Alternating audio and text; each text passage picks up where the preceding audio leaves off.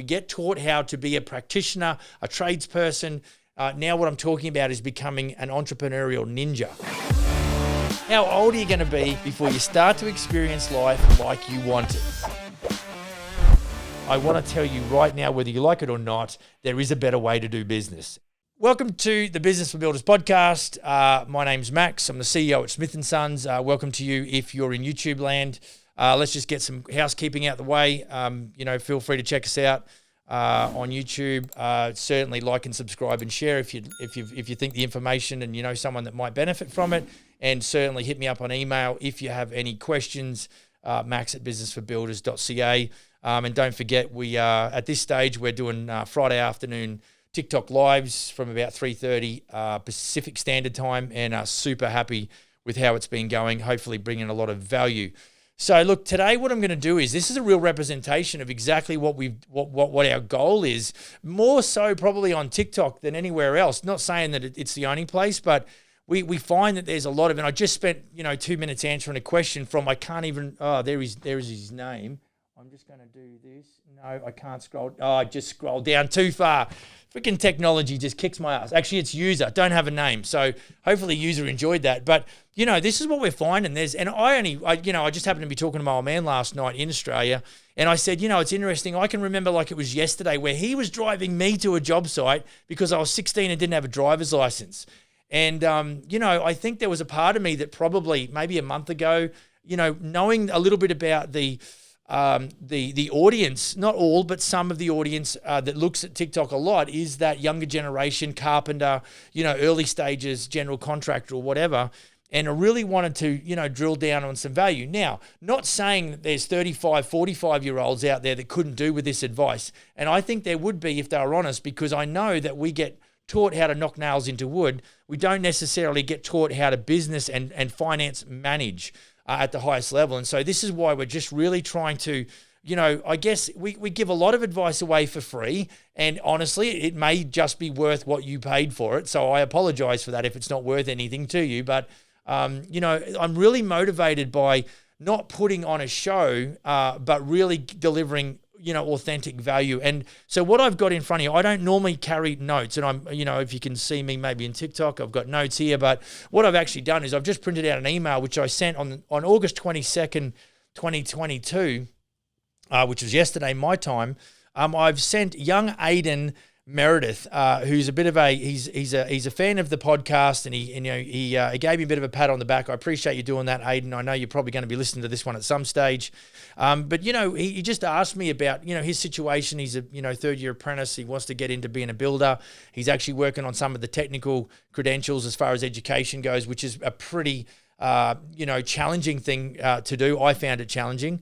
But I did say to him in the email, in my response, I said, that getting a builder's license was the easiest part. Running a successful building company, that's super challenging. So he just wanted some advice. And, I often write these emails maybe either early morning or after hours, at nighttime. And I just thought to myself, what, I love, and, if you go on TikTok, I've bombed some guys with 3 or 4 or even 6 comments where I've just regurgitated everything that we live on a daily basis in the business sector.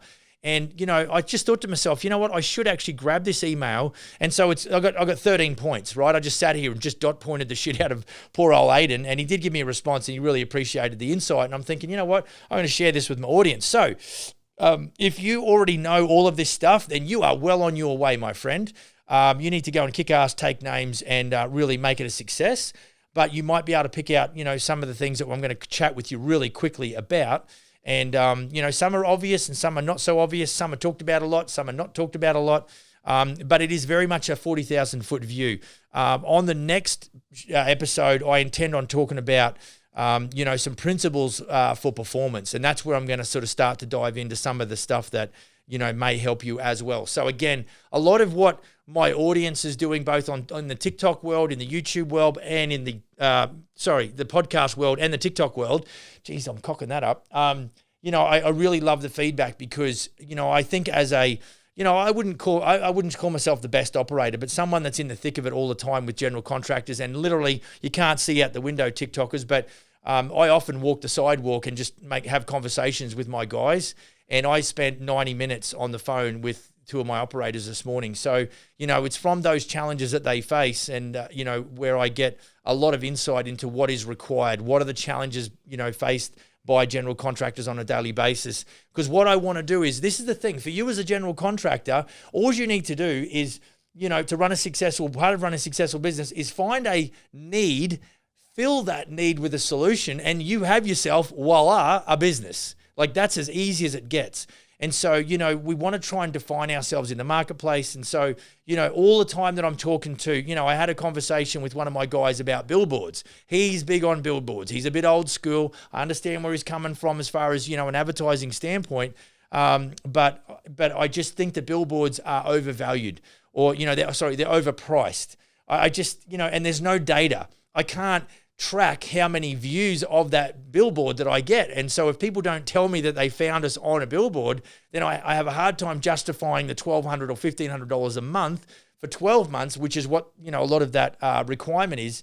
And I can't really justify that price. So, I jam with my guys on a steady basis. And if you ask me what's the main benefit you get out of, investing in a franchise with Smith & Sons, I would say it's the collaborative work that we do on the phone, on emails, as a team, with the Franchise Advisory Council, all of that interaction and collaboration, by far the greatest, because we get a lot of eyes on one problem and we really start to evaluate what works best. So anyway, I've already been into this for 10 minutes, so I'm going to get cracking. Some of these points, there's 13 points. I promise you I'm not going to, hopefully I can, get through this pretty quickly, but some of the points I might do a deep dive on, other points I might just roll over really quick. But this is as per an email, around some items that I thought a younger operator might need to consider in the startup phase. And then, like I said, the next episode, I think we're going to double down on some micro financial data and business operations to create high performance. So hopefully, that one ends up being awesome as well. Right. So what we want to do, the first point I've got here is getting an understanding of all the trades and how they interface.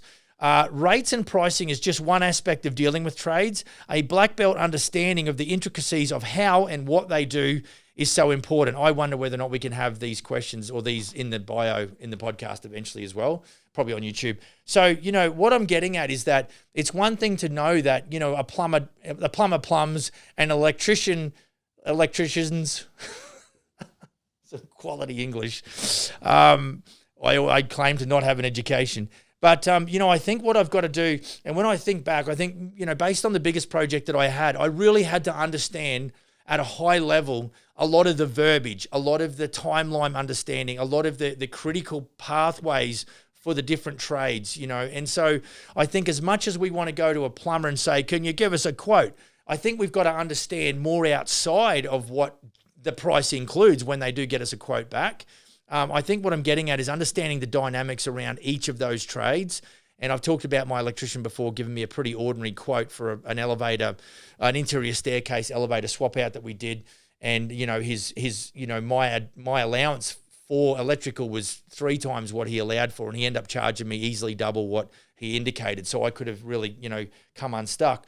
But, the thing, I tell you, a perfect example was when I walked him in there, I said, this is where the staircase is going. We're going to need another staircase for the circuit, for the elevator, and then we're going to need other 2 circuits for more light switches and some other outlets and things like that. So I knew what actually he would tell me that he needed to do, but that was from 25, 30 years of experience at that stage. So that's what I'm talking about. You've got to get an understanding. You've got to have a black belt understanding. You don't need to be a plumber. You just need to recognize when things are done, appropriately, when they're not, and any of the warning signals that you might need to give to other trades. A classic is a drywaller putting nails through pipe work. I mean, we've all been on jobs where that's happened. So, there's certain plates you've got to, make sure they go in there by the framer or the plumber normally. Hey, that horizontal pipe work, that needs to have a cover plate put over it so the drywall doesn't stick a screw in it, all that sort of jazz. So what you're looking for is to address the issues before you actually get thrown those issues in your inbox on a early morning, or you get a phone call late at night, or whatever the case may be. Right, second point, pay a lot of attention to anything regarding business and financial management. So we've just talked a little bit about, not even construction, but just having an awareness of what humans do in each of those sectors. But now I'm talking about anything regarding business and financial management. We get taught how to be a practitioner, a tradesperson. Now what I'm talking about is becoming an entrepreneurial ninja. And that means any education around. Now, this is how it is. What you don't know, you don't know. So it's like, okay, so what are you talking about? Well, business. Like, there is so much information. And this is why builders go belly up or they go underwater and they lose their business, is because they lack awareness. And so one of the variables to success is self-awareness. I think another variable of success for general contractors is understanding that there is so much that you don't know. And one of those things is understanding business management. And that includes all kinds of things, human resource management, all kinds of relationships that happen outside of the building site, perhaps, maybe even with suppliers. We're going to deep dive into the financial world, which is the other thing. You've got to understand financial management. A lot of guys get into trouble because they think all that money in their bank account is theirs. I remember when I did that townhouse project, I got a check for about $330,000. And that would have made a wicked, motor car if I could have gone and cut a check, for a brand new sports car. But, knowing that only at the most 25, 30% of that was actually my gross profit and the rest of it was going to go to bills on that one project. That's what I'm talking about. It's that awareness and understanding where you're at any moment in time. And there's a lot of understanding around financial management, probably more so than business management at any one time. So that was number 2. Number 3, you're no longer a trade alone. In other words, you're not just rocking up there, rolling out your gear. And if you're a carpenter doing finishing carpentry or framing or foundations or whatever, you are a business person. So my advice was think, act, educate yourself in this regard. So again, you've heard me say the more you learn, the more you earn. I think, first of all, you've got to be aware that you can't build a successful business by staying on the tools unless the limit that you apply to yourself is okay. If you say to me, Max, I want to build $1 million worth of business, but I want to do all the demolition and all the framing, well, then we have a problem because it just can't be done, right? So what it means is you've now got to start to think like a business owner, act like one, and educate yourself in that regard. So, books that you want to read. I was always a big fan of books. You go to my conference room, there's probably a third of my collection there because I like to demonstrate what I've done.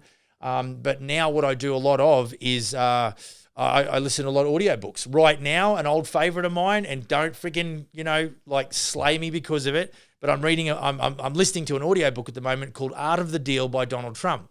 And, for some reason, I took a liking to him and his attitude, and I know he's not a massive fan favorite, but he is. It's kind of either love him or hate him. I get it. But he's just a successful business guy, and it's a buffet, right? It's a smorgasbord. I don't agree with everything that he perhaps does. I wouldn't get marriage counseling from him. But he has a high level of success in business. And I know that a lot of what his dad did, in the Bronx really helped him in his, launch his career in business. But his old man was hard and he still made him learn. So there's things like it's a smorgasbord. Just take what you want, leave the rest behind and get on with your life. Don't burn energy by having a, super negative opinion. But I just know that, everywhere I go, and as much as I love rock and roll, and I think I'm going to bring my guitar on Friday and just twang away a little bit before the TikTok live on Friday, folks. But as much as I love rock and roll, I just don't spend a lot of time, listening to music. I mean, if I can get in my truck, I guarantee you jump in my truck now, what'll pop up will be an audiobook or it'll be a podcast. Most likely it'll be a Gary Vee podcast. So I got to give myself the competitive advantage. I've got to get better. I've got to learn more. And so, and you've got to update that education all the time as well. So, I've got a buddy who's an airline pilot. Every 6 months, he's got to go in for, what did he call it? It's not training, but he's basically got to go there and sharpen his skills and make sure he's still operating at the highest level. So we need to also do that as general contractors. All right, point number 4, understand your strengths, your weaknesses, your opportunities, and your threats. So what I've just alluded to is what we call a SWOT analysis. It's where I look at what are the things that are my strengths, my weaknesses, where are the opportunities in the marketplace that my business can capitalize on, and what are the things that are going to threaten the success of my business. And really, if you were to put that into YouTube or you were to put that into Google, you'll be inundated with options as to get education around that. And so I would urge you to go and do that. And look, don't try and knock it out of the park the first time. Just visit it, check it out, kick some tires, come back to it. But always now I've now brought your attention to it. It can never leave your awareness, because it's a very basic way to look at your situation, both personally and as a business, in the eyes of someone who's doing an objective, unemotional analysis of your business, and maybe where, the potential of your business and the opportunity. So get amongst that, do a bit of a SWOT analysis. That was number 4 point I gave to Aiden. Number 5, speed of the leader determines speed of the pack. You're the leader, think and act like one. There is absolutely no room for excuses, and I won't touch on that because I'm pretty sure I'll go into the next one, right? So what I'm saying is we go back and go, okay, so speed of the leader. If I ask my team to do something, I would like to think that I'd be happy to jump in their boots and all and do it as well. And I want to be making sure that I'm setting a really good pace as far as innovation, as far as education, as far as the development of the brand and the business. I always want to be the visionary. Like, are we setting goals that are outside of our reach but aren't outside of our view? In other words, we can see them, we just can't touch them. We've got to work for them. I want to be pushing myself as much as, I'm pushing my team, because leaders lead. We lead from the front, and you can't push a rope. Think about that. If leaders are leading, what I'm doing is I've got 5 team members that are hanging onto the same rope, and I'm pulling that rope along. You can't push a rope. You can't stand behind them and crack a whip. It doesn't work. We've got to lead from the front. So I'm not saying that you've got to work 1,000 hours a week, but I certainly believe that kind of leadership, it really does develop a very productive and positive culture in and around the business, and it can definitely do the same for you. So if you're just starting out, these are definitely points to observe, that the speed of the leader determines the speed of the pack. Number 6, this is a good one. Everything is your fault. When you own the problem or the mistake, no matter who did it, in brackets, I didn't write that down, in brackets, you have the right to the solution. So in other words, if you're standing there blaming people, and I've seen grown-ass men blame third parties. I've seen grown-ass men blame me, and I'm like, dude, seriously, this is your business. You want to blame me? Fill your boots. But I'm telling you, you won't bring about change by that kind of activity. It's a cowardly move, and you will not own the right to the solution because your mind is focused on blame. It's not focused. It should be immediately on, look, let's get to the bottom of it later. But what's got to happen now is I've got to get to a solution. And that's how it should be evaluated, and make sure when you're evaluating later that, your emotion is down, so your ability to make good decisions goes up. So when you own the problem, you have the right to the solution, or you have the rights to the solution, because you're going, okay, this is my problem. I will go and find a solution to the problem. Don't make excuses, cop it on the chin, learn from it, and get better. That's the whole story right there. Everything that I've done in the sum total of all of my decision making in my whole life has led me up to this point. And so going forward, I'm like, okay, so that means every decision I make is either going to support my objective of reaching my goal, or it's actually going to detract or take away from the momentum that I need to reach my goal. The more time you spend making excuses, the longer it takes you to reach your goal.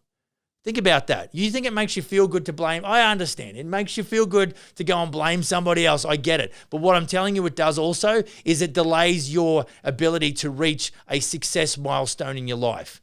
And it defines your leadership, because you're the guy that always goes and blames people.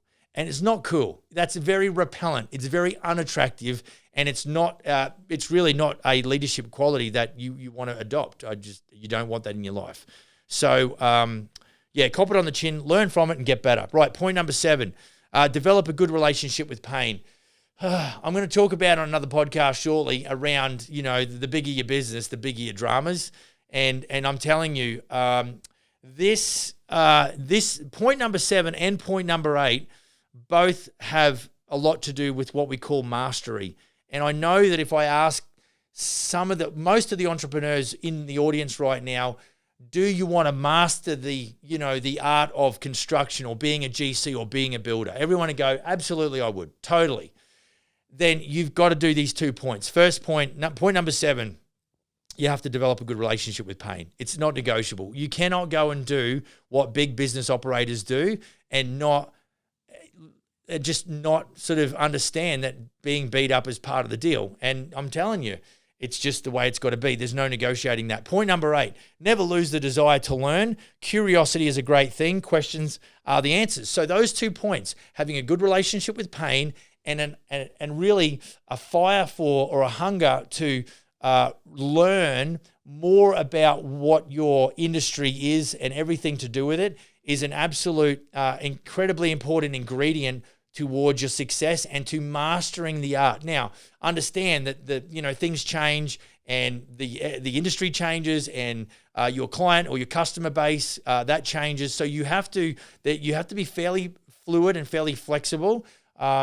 But I'm telling you, you've got to have that, always that, and that's why I say I'm listening to audiobooks. So I can't say that I don't enjoy the pain, but I've developed a good relationship with pain. So I understand the difference. I'm not saying that pain is awesome. I'm not a sadist. Like, I'm not that crazy, but I understand that having to develop a good relationship with pain is super important. If I want to master or become a master who is always learning. The further I go, the more I realize how much I don't know. And so when you accept that that's the case, then you go, well, I have to develop a good relationship with pain because developing business is painful, full of pain. Yeah, that would be right. And then obviously always educating yourself around the changes and the dynamic movements within the industry is super important as well. So points 7 and 8 really have got a lot to do with mastery. Point number 9, accept. Now, this is for the young guys. This would be definitely for the physically young guys. I'm talking early 20s guys and gals.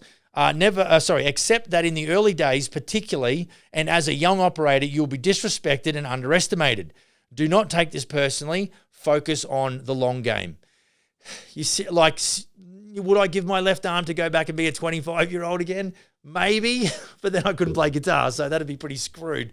But, there's so much that, and I really love the guys and gals that hit me up with questions and, really want to dive deep into, having a good understanding. What I would urge those young folks to do is be ready to execute, because ideas are shit, execution's the game. So at some point, you got to flick the switch and you got to go. And so, even though you're feeling disrespected, you might have a chip on your shoulder about that. I'm okay with that, but just don't let that poison your attitude. Don't turn into a crazy. But definitely, for me, I love being under the radar. For the first time when I came to Canada at a mature age, I mean, I was 42, and I had to get involved at some level in the construction industry. It was funny because I was completely underestimated. So even at 42 years of age, I was underestimated. People really didn't know who I was. And so I had to prove myself by my actions and my activities, not by, chirping off and telling everyone how good I am and that my shit doesn't stink. Nobody gives a shit about that. They actually want to be wooed and wowed by you delivering. So if you're a young guy or gal, hold your line. Just stay focused. Do what's important. Find the priority schedule and determine your actions and activities off the back of that. And just don't really make any excuses that your level of success is limited because some old builder or old client won't give you a chance. Just suck it up, buttercup. That's just the way it goes. We've all had to navigate our way through that. The good thing for you is we're sitting here giving you the advice on how is best to navigate that challenge, that it's not what you're going through, it's where you're going to, and that there is light at the end of the tunnel, and it's not another freight train coming the other way. There's actually hope. You've just got to hold. Don't make excuses. But accept it in the early days, you will be underestimated and you will be disrespected. But just focus on that long game. Point number 10, think big, start small, develop a systemized approach to every aspect of your business and tweak as you go. I think what will demoralize you the most is where you got to sit down and you want to do a standard operating procedure or an operations file or a manual. Like, nothing's going to bludgeon your motivation to death more than you having to sit down at a computer with a Word doc and go, okay, I'm going to write an operations manual. It doesn't work that way. So I think what you want to do is you want to build it slow. It's a slow burn. I encourage you to think big. There's no question. I'm not taking away from that. Have big dreams. What I want you to do is, if it is a big dream, maybe it's a 10-year goal. Maybe you're 20 years old right now. My old boss, by the time he was 30, he was a millionaire. It can be done. I've seen it happen. And now he's worth a couple $100 million. Like, you can do it. You can do it. But you're going to need to work your face off, because that's one thing Phil did.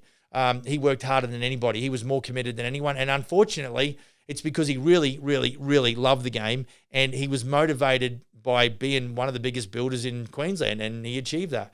So, I think we want to have a big dream. I'm not taking away from that, but what I want to do is, if that's a 10-year goal, I want you to also create a 5-year goal and a 2-year goal and maybe a 1-year goal, and really reverse engineer this year's efforts.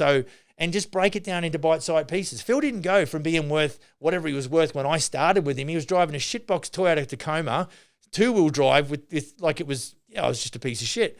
And then, he ended up buying there in the probably late 90s. He bought a Hummer, and I think it was an H1. It was a full-blown military-size Hummer. It was like $180,000, and it was a piece of shit.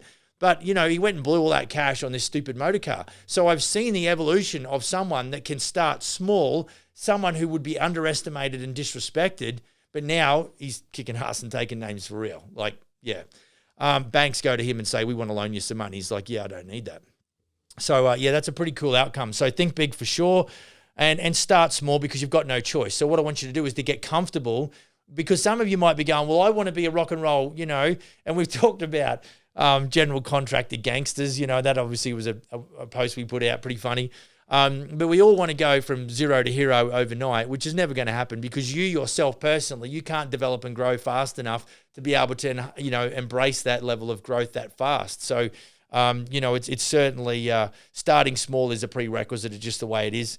Develop that systemized approach. If you get into the habit of trying to look at everything from a systemized point of view, having checklists, thinking always about, one day, if I want to have someone do this instead of me, how am I going to train that person? And I don't care if you're good at doing PowerPoints. I like to actually design a PowerPoint that I can, show or use to train.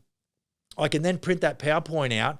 If it's got enough information and diagrams and things, I can actually print that out, and it becomes a part of my operations file. And so, there's those certain tactics. But understand, if you're aware that Max said, I've got to have a systemized approach to everything, don't let it bog you down. Don't let it demoralize you, but just understand the principle around that. Super important that you do that. And then, of course, whether you're small or whether you're a little larger, like us perhaps, you've got to tweak as you go, because if you don't innovate on a consistent basis, you will get left behind, and everything that you're doing today in 5 years will be antiquated to a certain extent. So it's always being aware that, okay, what systems did I develop last year that need changing or upgrading or whatever. I know when I first started doing franchise training, what I'm doing today in year 4 is not what it was like 4 years ago. And just as well, because that was pretty ordinary. And so, this is where the developmental process, every time we've trained a new franchise, we've always tweaked. Matter of fact, one of the guys I was chatting with this morning, one of my guys, what I don't include in my training is how we go about debt collection. And there is a system, and there is a company we use, and there is a process, but is it included in my onboard training with my franchise operators? No, it's not. Will it be included on the next training for the next franchise coming in? Absolutely it will. See what I mean? Like, we can get better. We can get better. We can do more. We can get more fine-tuned. We can get more efficient. We can be more impactful. Like, it's just, this is the game, folks. So, so definitely tweaking as you go is all part of the game. I've heard someone say, build the plane as you go down the runway. That's kind of what we're doing. There's so much improvement because you're trying to learn so much, and you are the limiting factor. You are bottlenecking your own business. Not a bad thing. It can be, but understand that your level of, when I put general contractors into 4 days of training, they literally walk out the door and remember nothing. Go figure. It's just because it's such a big brain dump. Now, I give them a manual, which you might have seen a couple of episodes ago, if you're on YouTube. But, there was, it's quite a massive introduction to a systemized approach to owning and operating a building company, where we have to give them a 700-page document or file, because they need to go and actually do some research back on what they learned. Now, that was point number 10. Number 11, become a good talent scout. and understand that a positive and productive company culture has a massive influence on your bottom line profit margin. So, it's really about finding, businesses operate with good systems, but you need good humans to run good systems. So, being a good talent scout, recruiting, super important. I've said this before, hire quickly, fire quickly, nicely. That's kind of what I'm getting at? I'm here to make money. You're here to make money. I really won't know you and you won't know me for 30 to 90 days. And if you get to day 75 and you can see as an employer that the employee that you've got on is not working out, then you've just got to be really kind and gracious, but you've got to let them go. You're not a charity. And I would say this, I say hire quickly because I don't hang any ego on the fact that I'm a good recruiter. There's plenty of companies that do recruitment and they want to charge me all kinds of money, and they're probably good at what they do, but are they worth $3,000 a month? Not yet. So at this point, we're going to run with this hire quickly, fire quickly philosophy, kindly, and we're going to make sure that, we if we have to let people go, that there's reasons around it. And we've got to communicate on the fly all the time, So we want to ask people, how do you think you're doing in your position? And that's a really good way to break open the conversation. And, there's no emotion involved. So you want to be able to recruit well, but you've got to be able to let go well as well. That's a lot of wells. And then understand that culture, the company culture within your business, the feeling, the unwritten set of laws about how we think and how we talk and how we treat others and how we treat our customers and all that sort of thing, they have got to fit in with your value system. And so, if you haven't defined your core values, that's something you need to think about as well. So that has a lot of impact on a positive and productive company culture. And then, of course, because you've got such a good value system and because you've got such good humans working great systems, all of a sudden you've got a business where people maybe want to hang around a lot longer than what you thought they might at first. So, I urge all of my general contractors, you want to become what I call a sought after employer. People want to come work for you. That's really what you want. You want to actually attract the gold more so than the dirt. It's just the way it goes. Okay, point number 12. So this is our second to last point. Success is an inside job. The game is won and lost in the 6 inches between your ears. What more can I say? This really covers off a lot of the stuff. Your attitude to learning, your attitude determines your altitude. The more you learn, the more you earn. A lot of fundamentals and principles. That success routine, how you deal with confrontation, how you deal with rejection, all of those certain things. I'm watching a bit of a series on Netflix at the moment where it was talking about, what's the American tennis player's name? Anyway, his name was, I think, John Fish. Crikey, I could have that wrong as well. But they were talking about breaking points, and I think those guys grew up in Florida playing tennis at a junior level, at the highest level, and they were taught mental toughness and everything like this.